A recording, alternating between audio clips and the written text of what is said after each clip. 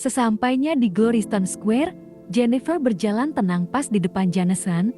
Setelan kantoran dan wajah yang cantik dari Jennifer telah menyita perhatian dari orang-orang sekitar. Mungkin mereka pikir bahwa dia dan pria di belakangnya merupakan pasangan suami istri.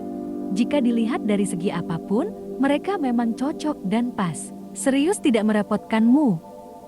Tanya Jameson sambil mengedarkan pandangannya ke sisi mall. Tidak. Kebetulan aku juga mau cari parfum buat suamiku. Balas Jennifer mematahkan harapan Jameson.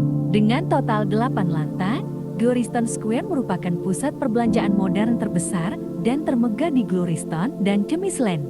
Jameson cukup takjub begitu menyaksikan semua yang ada di sini. Di negaranya, tidak ada mall yang selengkap dan seindah ini. Luar biasa. Saat ini, Jameson tidak tahu bahwa dia sedang berjalan dengan salah satu wanita yang diidam-idamkan oleh banyak orang, dan termasuk wanita dari kalangan yang cukup terpandang. Seandainya dia tahu bahwa Jennifer merupakan putri Winston dan bekerja di perusahaan milik keluarganya sendiri, sepertinya dia bakal berpikir ulang, apalagi jika dia tahu bahwa Jennifer rupanya istri dari seorang Marvin Rath. Namun, karena dia seorang pendatang yang tidak cukup tahu informasi yang beredar, ditambah dia pun bukan tipe pria yang ingin banyak tahu urusan orang lain, dia cuek saja. Begitu sampai di lantai 3, Jennifer mempersilahkan kepada Jameson untuk segera memilih pakaian yang mau dibeli, sementara dirinya berada di luar toko. Tunggulah. Tidak akan lama. Ucap Jameson langsung buru-buru. Jennifer duduk di sebuah bangku yang ada di luar toko, lalu sibuk dengan ponselnya. Sekitar 10 menit kemudian, Jameson pun keluar dari toko.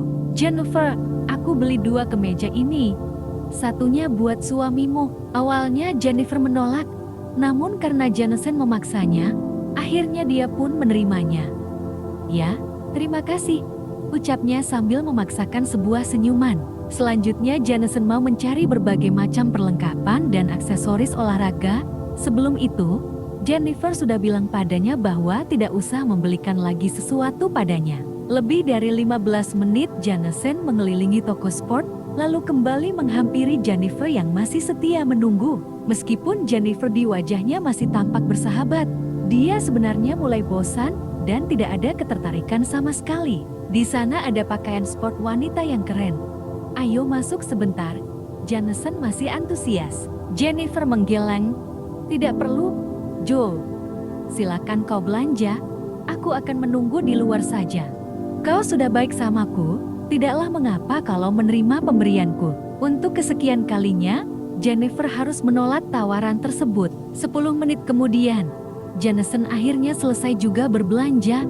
Lalu dia mengajak Jennifer untuk makan malam, namun dengan terang-terangan Jennifer menolak tawaran tersebut. Tadi aku sudah belanja yang cukup banyak untuk makan malam ini, ucapnya tegas tanpa melihat mata Jameson.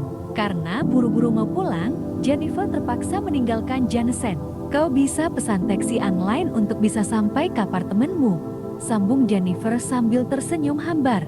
Mereka berdua pun berjalan menuju pintu keluar mall dan berpisah di pintu tersebut. Terima kasih, ucap Jameson. Dia tidak perlu meminta kontak wanita itu karena dengan tahu dia bekerja di mana dan posisinya apa, sudah cukup untuk membuatnya bisa berjumpa kembali. Keesokan paginya, sebelum mengecek proyek, Jameson memang mampir ke kantor Winsel. Saat ini, dia sedang berbincang dengan seorang petugas keamanan di pos depan. Namanya Jennifer Winston, posisinya General Manager. Aku ingin bertemu dengannya. Petugas keamanan pun segera mengantarkan Jameson menuju ruang kerja Jennifer. Kebetulan Jennifer baru juga sampai. Ketika melihat kehadiran Jameson di depan ruangannya, Jennifer sontak kaget. Dia mendekat dan bertanya dengan heran, "Kau Joe, ada perlu apa kau kesini? Bukannya kau juga harus bekerja?" cecarnya sambil mengerutkan kening. Jameson tersenyum dan mengangguk. "Sengaja aku cuma ingin bertemu denganmu. Jika kau belum sarapan, ambillah," ucapnya sembari menyodorkan sekotak makanan yang barusan tadi dibelinya. Jennifer menjawab yakin, "Tadi aku sudah sarapan di rumah. Silakan kau kasih itu ke petugas keamanan saja." Dia memasang wajah tidak suka. Ada sedikit seringai di wajahnya. "Tidak perlu malu. Anggap saja ini ungkapan rasa terima kasihku karena kemarin kau telah baik padaku." Begitu menerima perlakuan berlebihan dari Jameson, Jennifer malah jadi cemas. Dia jelas tidak ingin apa yang dilakukan Jonathan akan menjadi sebuah gosip di kantor. Karena merasa tidak nyaman, akhirnya dia segera menelepon Russell untuk segera kemari. Tidak butuh waktu yang lama, akhirnya Russell pun tiba. Russell menjabat tangannya dan menyapa, "Selamat pagi, perkenalkan aku Russell Winston, Presiden Direktur Winsell, kakaknya Jennifer. Kau ada perlu apa?" Mendengar pernyataan mengejutkan itu, mata Jameson sedikit terbelalak. "Aku Jameson Franklin, teman barunya Jennifer." Russell memindai semua yang melekat di tubuh Jameson. "Kau bekerja di proyek?" Jameson manggut mengiyakan. Russell mengajaknya mengobrol di sebuah bangku yang ada di depan ruangan Jennifer. Setelah menghela napas pendek, dia menatap wajah Jameson dan berkata, "Apa kau tahu dia sudah punya suami?" Jameson manggut lagi. "Ya, Jennifer sudah bilang kalau dia sudah punya suami."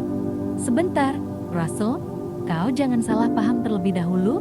Tidak ada maksud hati aku bermain sesuatu dengan Jennifer. Tujuan aku datang ke sini hanya untuk memberikan tanda terima kasih. Adikku tidak mau menerima pemberian darimu, bukan?" Sebagai kakak yang memang tegas, walaupun kadang suka ceroboh juga, Russell jelas masih punya hati terhadap adik kandungnya. Dalam artian, dia tidak mau adiknya dipermainkan begitu saja oleh pria asing.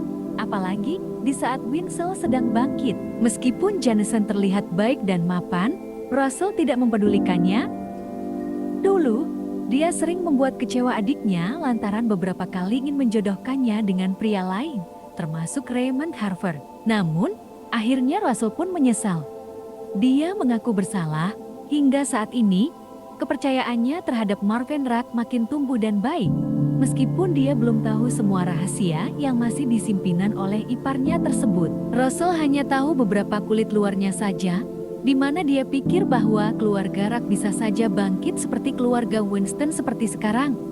Namun, Russell belum terpikir bahwa Marvin Rack akan melampaui kejayaan keluarga Harper. Ketika sampai berita bahwa ada seorang pria yang mendekati Jennifer, terang saja Russell lantas sedikit berang, apalagi pria tersebut masih bekerja sama orang. Russell menatapnya dan berkata tegas, "Apa kau tidak tahu bahwa Winsell milik keluargaku?" Mendengar itu, Jameson tercekat. Dia membuang pandangannya secara tiba-tiba dan tidak mampu berkata apa-apa. "Oh iya, kalau aku boleh tahu, kau bekerja di proyek mana?" tanya Russell lagi. "Sebuah proyek di distrik Rackley, milik keluarga Rack."